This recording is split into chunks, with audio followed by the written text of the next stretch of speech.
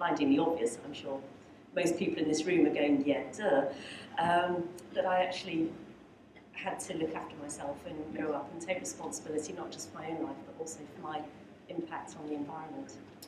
On your website, I came across a very interesting statistic there about the amount of waste that is chucked into the ocean. I have got, courtesy of Sea to Summit, some dry sacks, which I know you take on board your luxurious my liner, yeah. I've got some dry sacks to give away, and I'm going to give away a few of these during the evening. Statistic number 1. How many kilograms of waste is dropped into the ocean every hour, every day? Does anybody want to have a guess? How many kilograms? Guess 180,000. No. On the first guess. Thanks, Try a Ruth. million. Sorry? Try a million. A million? Does anyone want to go anywhere else? I'll go 2 million. 2 million? This is per hour of every single day, the amount of dumping plastic and the like that goes into our oceans every hour. So you're going 2 million kilograms. 100 million. I went 200. Okay, now they're giving you some. The answer, do you know this? Do you remember what it is? I do. Yeah. The answer? 1.1 million. 1.1 million kilograms of polluting waste every hour. That's according to Chris Jordan. Chris Jordan.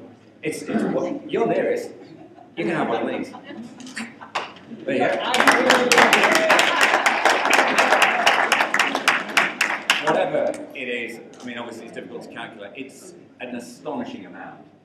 When you're out there in the middle of absolutely nowhere, do you see it?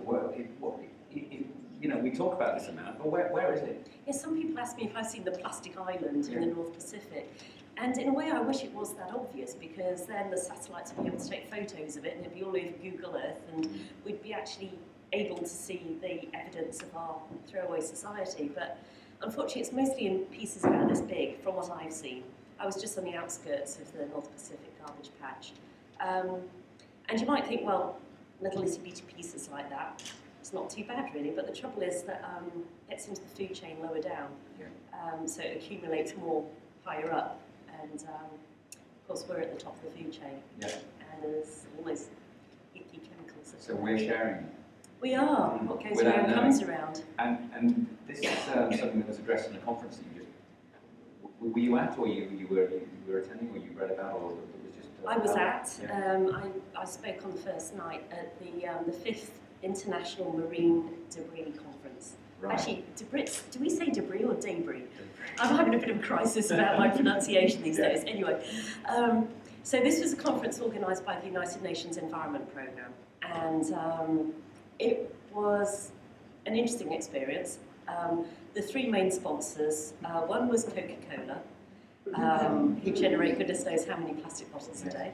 Another one was the American Chemistry Council, which is a sort of euphemism for the Coalition of Plastic Manufacturers of America, and then the other one was the Ocean Conservancy. But I think, unfortunately, I had to leave before the end of the conference because I had to come back here to start getting my boat ready for my launch. But it did actually seem like there were a lot of people there willing to work towards a solution there. But there were a lot of people who weren't. Couldn't possibly comment on that. Why don't you have anyone who's against trying to clean up what is dumped in the ocean? Well, when someone's job depends on it, you know, it's difficult. So tell me, who are these people who are defending the rubbish that's dumped in the ocean? Not name, but you know, what sort of groups? Well, the plastics industry is pretty powerful. It's big money, and but I didn't, funnily enough, get the opportunity to talk to many of them. I guess maybe this was the downside of doing my talk on the first night, so everybody knew up front what my point of view was. So, funnily enough, I didn't get into that many conversations with plastic manufacturers. But I guess my feeling on it is, sooner or later, they're going to have to change their production process anyway, because it's oil dependent. And we're probably now past peak oil, so they're going to have to find a different way of producing containers for drinks or whatever. So why not do it sooner rather than later and save? Did they see eye to eye with that argument? I was not witness to any of those discussions. It seems like most of the people presenting sessions were talking about beach cleanups and recycling and how to measure the amount of plastic going into the oceans and all this kind of thing. I don't know, maybe I'm too much of an idealist, but I tend to find these, well, I was in Copenhagen 2 years ago, and I remember feeling equally frustrated there. I sort of feel like it's almost my job to be the idealist. I feel like we need idealists who will come in and set the bar, maybe impossibly high, but it's always going to get watered down and compromised anyway. And if we start off in a compromised position, it's only going to get watered down even further. Do you not get downhearted when you come across these antis? You know, even when we're talking about doing something good like cleaning up the ocean, and you have these groups or these individuals who turn around and say, absolutely, you're stupid, you know, we need to keep polluting. Or when it comes to climate change, those people again who voice these very angry comments, you know, which aren't in line with what you're saying. Do you want to fight back, or do you just walk away and say, what do you do? I've never actually got into a personal fight with somebody, but you know what, I am getting increasingly angry about this. I try not to get angry, it's negative emotion, but you know, I have to live on this planet, and it's just not okay for people to carry on, for big money to carry on polluting it because they care more about their pensions than about the earth.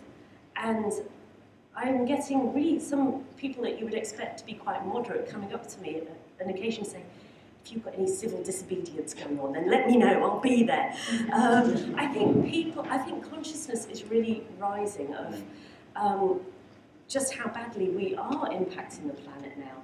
And people are going, we have to live here. And if we carry on as we are, 30 or 40 years from now, it's not going to be a healthy, beautiful place to live. And I mean, I know it's hard to imagine that living here in beautiful Western Australia where everything is relatively pristine and gorgeous, but there are other places that I've been to where the pollution is much, much more in evidence. And there are times when I get despondent about it all, when it seems like politicians are in the pockets of the big corporations. And I really wonder, you know, sometimes what I do just seems like I feel like a little mouse squeaking at the elephant and think, can I really make a difference? But look what you're doing. I mean, what you're doing, I know for you seems relatively normal. To everybody else, it certainly isn't. And yet, you're not a mouse. And there are a lot of probably little characters that would be quite willing to follow you if you were a little mouse. You know, we'd be very little mouses. Well, I just feel like I just have to keep on doing what I can do within my sphere of influence, however big or how small that is. So I can look in the mirror and just say, you know, you're okay. I just have to know that I'm doing everything within my power. Yeah. So do you feel cleansed after you've, maybe isn't the right word, but if you've done a huge crossing and you've achieved your aim, do you feel, how do you feel inside? Do you feel as though I've done my bit, thank you? You know, no, I don't feel like that. When I finished the Atlantic, that was probably the best feeling of my life. I was euphoric just for having survived the whole awful experience. Just happy to be alive. Exactly. And to be around people again and see dry land again, that was, yeah, absolutely fantastic feeling.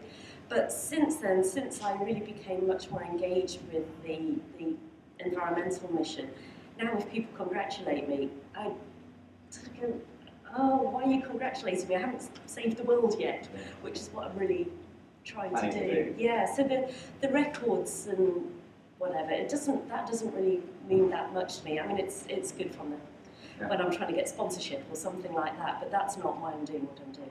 So I got a feeling that when you get to your destination unknown, you're going to be then planning your next trip. Well, I've already got that one penciled in.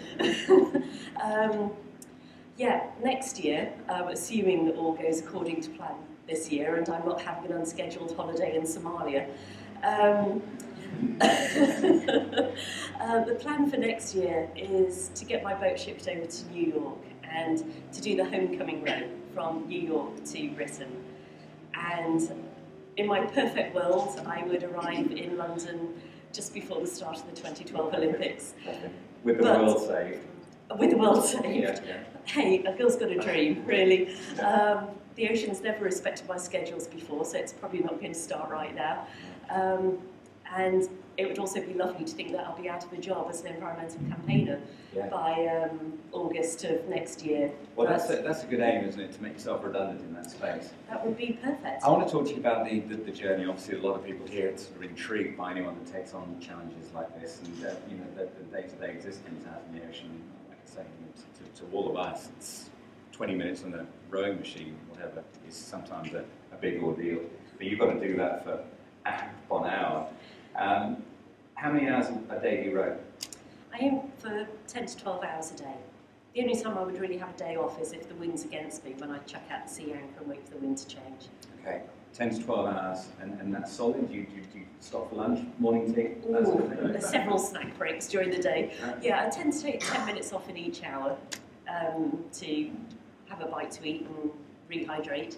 And then after each 3 hours, I'll take a longer break of about an hour to tend to my bean sprouts and do any maintenance. And round about midday, I tend to take a longer break because it's so hot at that time of day that it's quite nice to have a little siesta. So do you kind of row with the lights? So first thing in the morning you set off, or how does it work? Yeah, I tend to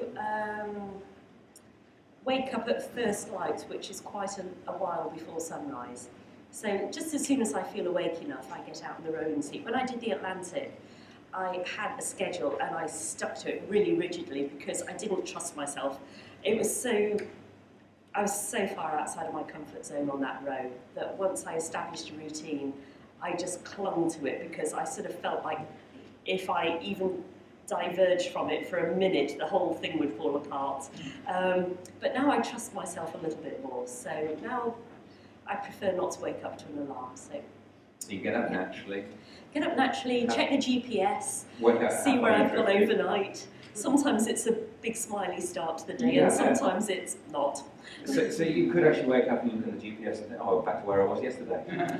It's never quite that bad. Okay. I mean, that really would be bad if I managed to drift as far backwards in 7 hours as I rowed in 12 hours the day before. But there are times when the winds and the currents give me a bit of a rough old time. Yeah. Right, okay. So you'll then, what sort of things would you eat? Like, let's say, for example, lunch, what would that consist of? Bean sprouts. I mix them up with some tahini and a bit of soy sauce and some almonds and with a few raw food crackers on the side. Very happy that my raw food crackers made it into Western Australia. They're being made in Queensland, so I hoped they would, but I wasn't sure if the raw bit would stop them getting in. But thank God all my food supplies have safely arrived. Fantastic. In fact, I've probably got enough food to keep me going for about 8 months now. So where do you pack all the things like the supplies? Where would that be? The front Well, or the back? forward cabin, which is the one, because rowers face backwards, so the smaller cabin that's sort of towards the camera in that picture, that's where some of my food goes, but actually most of it goes below decks. I try and store most of my heavier goods down below the waterline so that if it gets really rough, the boat is more stable. Everything's packed down low. Right, okay. And what about drink? Is it just water you take? Yes, actually. Yeah, it's a bit boring, isn't it? But you're enjoying your wine tonight. You're making the best of it. Oh, no booze on board. No. Definitely not, no. If I was having a rough day and decided to drown my sorrows, I might end up drowning myself as well by mistake. So what about things like little treats? After a while I can imagine that diet probably gets a bit boring. Oh, but I don't eat all bean sprouts. There's also Malara bars. There were some samples of Malara bars over on the table over there earlier. Did anybody try one? They're pretty good, actually, Good. aren't they? Do you like those? Yeah. Yeah, apparently you can get them in Australia. I got those imported from the States, but someone told me the other day you can get them here. So that's a treat, is it? Oh no, I eat about 5 of those a day. So they're Yeah. equivalent to what, like an energy bar or something? Like that? Yeah, but they're more raw foody. Yeah. They're vegan, kosher, gluten